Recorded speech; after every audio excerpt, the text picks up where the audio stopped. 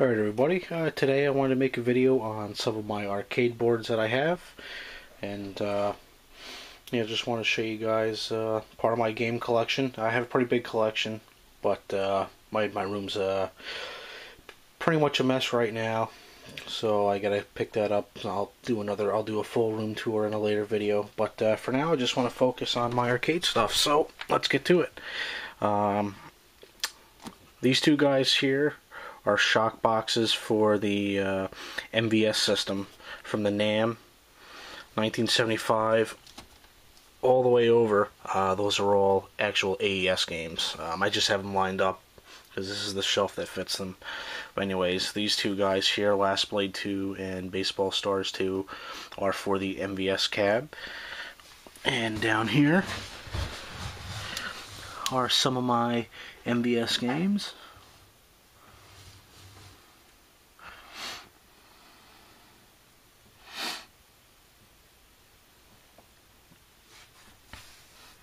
Metal Slug X being one of my favorites. And this guy here, the label's ripped off. This is, let's see. Oh, what the hell is it? Cyberlip. I do have one of those 150-in-1 carts. I got problems with it. The audio usually kicks out, or the sound effects are okay, but on a lot of the games, the music playback is all scrambled, cuts in and out, like it's losing, like it's compressed, or it's losing some bass lines or something. It's not quite right. But I use it every now and then to try some of the games. But eventually, I will purchase the actual cart. So, you know, I'm a purist. I like to actually have the actual hardware. I don't like the emulation, but I got it for a good deal, so I figured I'd try it that way. I can at least just sample the games. But so, yep, this is my MVS collection right now. Again, my AES games that I have. In this box here, I have a bunch of manuals for the some of the games, and the cards that go in the light fixture for the MVS cab, so I store them here. This guy here, this is the CGA to VGA converter for arcade cab, so you can use a PC monitor. I had that working for a while because for a few months I didn't have a arcade monitor working. So next up, I have down here my Sega Naomi board with World Series 99 in it, which unfortunately requires a special joystick. It's like a bat joystick. I think it's analog. So the game kind of goes haywire when you try to swing. The guys swing automatically.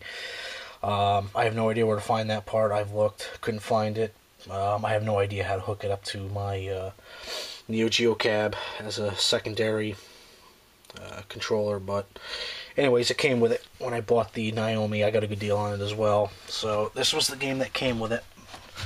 So it's kind of free, thrown in there, so not a big deal. I'll take it. And my other Naomi game that I have is Zombie Revenge. Phenomenal game. Played the shit out of it. Very, very, very fun game. Nice beat 'em up type shooter, I guess. Beat 'em up / shooter for, you know, zombies and monsters. You can beat it in about a half hour, 45 minutes. The game is wicked hard though in the later stages. Wicked hard. Definitely recommend 2 players. So that is my Naomi. I got a few manuals here. Let's see. Oh, this here is my Capcom I/O board for the Naomi. Got all the cables. Makes it a lot simpler to hook this up. You only need 1 power supply instead of 2, or, you know, yeah. Converts has something to converts the power, I think, to 3.3 volts or 3.5, not something like that, from the main power supply off your cabs, and it allows for easy input for your control panel, because there's a JAMMA Edge connector here, and the USB cable right here connects to this USB on the Naomi, and it does all your inputs for all your buttons as well. So it just makes it easier to hook up. Let's see what I got else in here. Just a bunch of manuals.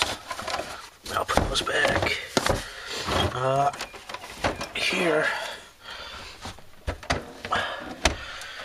is my CPS2 USA board, which will use the green and the blue carts, which blue is USA, green is the Japan carts, I believe.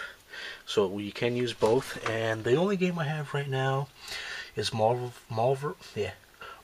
versus Capcom, and it is Phoenixed, which means that you don't have to worry about the suicide battery dying on you, because there isn't one. So that is that board. Let's see, standard JAMA connector, kick harness, audio out. So that is that board. Put that back.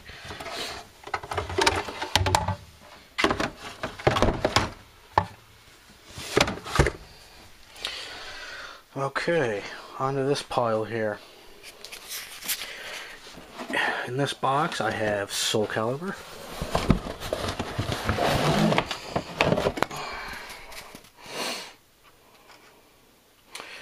which actually uses a medium res monitor if you want to, which I have a tri-mode, tri-sync monitor, which accepts all 3 modes. And standard JAMA with the Namco kick harness, which I do not have. So what I did was let me flip this over, I'll show you. I soldered the 2 extra kick buttons right to the edge connector, so because I couldn't track down a Namco kick harness, so I just got them soldered there. Gets the job done. Alright, so that's my Soul Calibur. Put that back in.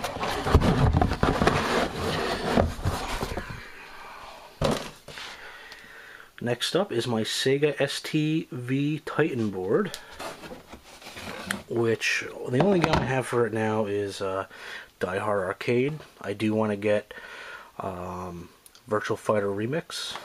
I'll show you that board real quick. There's plenty of videos on YouTube for this system as well. Basically, it's pretty much an exact copy of the Sega Saturn board, so you'll know what to expect. If you ever played a Sega Saturn, graphics are pretty much identical. Again, it's JAMA edge connector.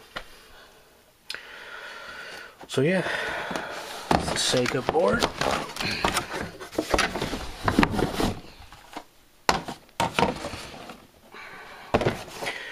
My next board is my Tekken 2.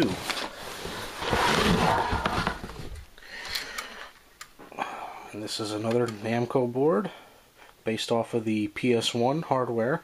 Down there, the Soul Calibur board was also based off of the PS1, but it was a higher board. I believe this is, I'm probably gonna be wrong, I think this is a System 11 board they call it, which was the first run, and then the Soul Calibur down there was a System 12, so it could push more polygons, so it looked better than the PS1. But the System 11 boards, again, I believe that's the name, were pretty spot on with the PS1. This does not use a medium res output like the Soul Calibur. It uses standard CGA. And again, this uses the Namco kick harness, which I did not have, so again I just soldered the extra buttons, the extra player 1, player 2 buttons right to it. So that is the Tekken 2 board. Very fun game, one of my favorites.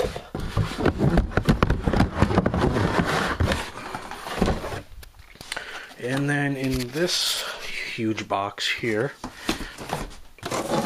I did a video on this previously on how to hook it up.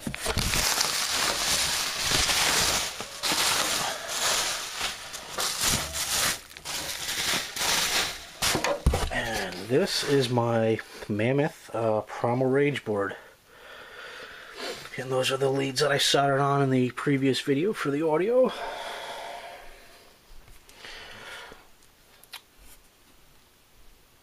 And then over here is my 4-slot MVS.